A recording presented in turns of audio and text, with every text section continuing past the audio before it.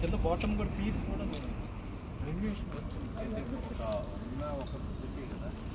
అలవాటు పట్టి కొంతకాలం ఆగింది కాబట్టి ఇది ఎంత బేగా ఓపెన్ అవుతుందని ఆలోచిస్తూ ఉన్నారు. ఇక్కడ ఏమైంది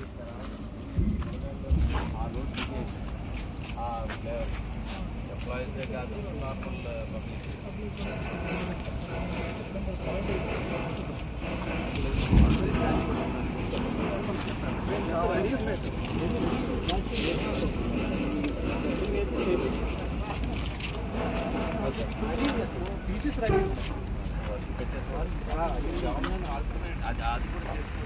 సరే సార్ మళ్ళీ చేస్తాం సార్.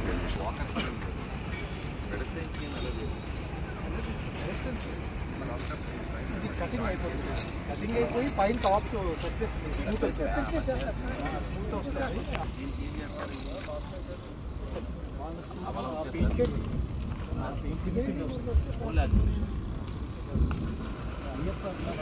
అంతా అయితే తిరుగుతారు కాబట్టి వాళ్ళు ఓవరాల్ సిటీకి మెయిన్ రోడ్స్ అన్నీ ఇచ్చారు. ఆ రోడ్స్ అన్నీ ఒక 10 పెట్టారు.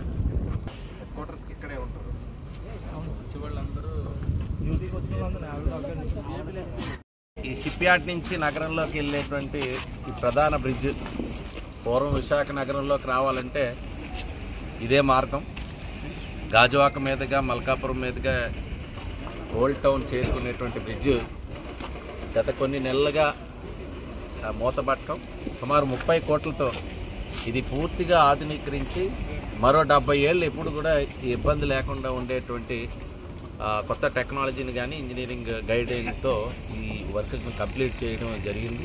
ఆల్మోస్ట్ ఇంకొక 10 రోజుల్లో టోటల్గా ఈ వర్క్ మంత్ ఎండ్ కల్లా పూర్తయ్యి నవంబర్ 1-2 తారీఖుల కల్లా వాహనాలన్నీ కూడా అలౌ చేసేటువంటి పరిస్థితి వస్తుంది. సో పోర్ట్ వారు ఇంజనీరింగ్ వారి పర్యవేక్షణలో ఈ వర్క్ ఎగ్జిక్యూట్ చేయబడింది. 30 కోట్లు ఖర్చు పెట్టడం కూడా జరిగింది. సో ప్రధానమైన bridge, one of the oldest bridge, Visakhapatnam తొలి రోజుల్లో ఏర్పడినటువంటి బ్రిడ్జ్ కాబట్టి దీన్ని ఆ హెరిటేజ్ని కాపాడుతూ దాన్ని స్ట్రెంథన్ చేసే విధంగా ఈరోజు ఈ వర్క్ టేకప్ చేయడం జరిగింది.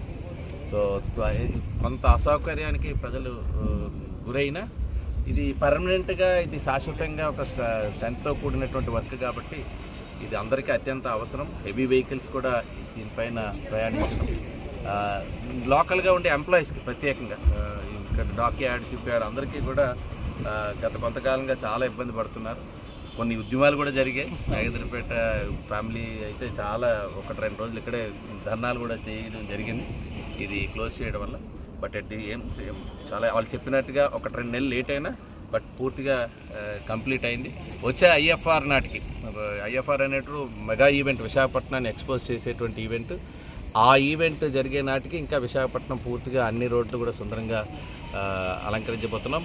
నవంబర్లో కూడా మనకు ఒక ఇంటర్నేషనల్ సమ్మిట్ ఉంది. ఈరోజు చంద్రబాబు నాయుడు గారు ప్రత్యేకంగా నారా లోకేష్ గారు కూడా అన్ని దేశాలని వెళ్ళి ఇన్వెస్టర్స్ని అట్రాక్ట్ చేసుకునే పనిలో ఉన్నారు. ఇప్పటికే డేటా సెంటర్స్ కానీ, ఐటీ కంపెనీస్ కానీ, ఇతరత్ర ఇండస్ట్రీస్ కూడా మోడీ గారి చేతుల మీదుగా మనం శంకుస్థాపనలు కూడా చేసుకున్నాం.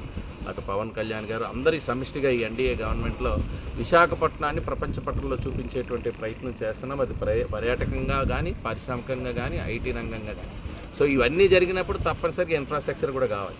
సో ఎప్పుడైతే ఎక్కువ మంది లక్షలాది ఉద్యోగ అవకాశాలు విశాఖపట్నం వైపు వస్తున్నాయో, ఈరోజు మాస్టర్ ప్లాన్ రోడ్స్ కానీ, ఈరోజు ఎయిర్పోర్ట్ ఎక్స్పాన్షన్ ఏదైతే మన భోగాపురం ఎయిర్పోర్ట్ రెడీ అవుతుందో మరి దానికి తగ్గ మార్గాలు కూడా చేయాలనే ఉద్దేశంతో ఈరోజు ప్రణాళికలు చేస్తున్నాం. సో అందులో అందరి భాగస్వామ్యం ఉంది.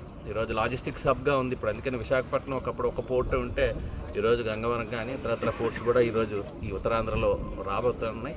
సో అన్నిటికీ హబ్గా వైజాగ్ ఉంది కాబట్టి ఆ వైజాగ్కి కావాల్సినటువంటి మౌలిక సదుపాయాల కల్పనలో ముఖ్యంగా ఇలాంటి బ్రిడ్జెస్ కానీ, ఫ్లైఓవర్స్ కానీ నగరాలు అభివృద్ధి చెందుతున్నాయి అనేటువంటి దానికి చిహ్నంగా మిగులుతాయి.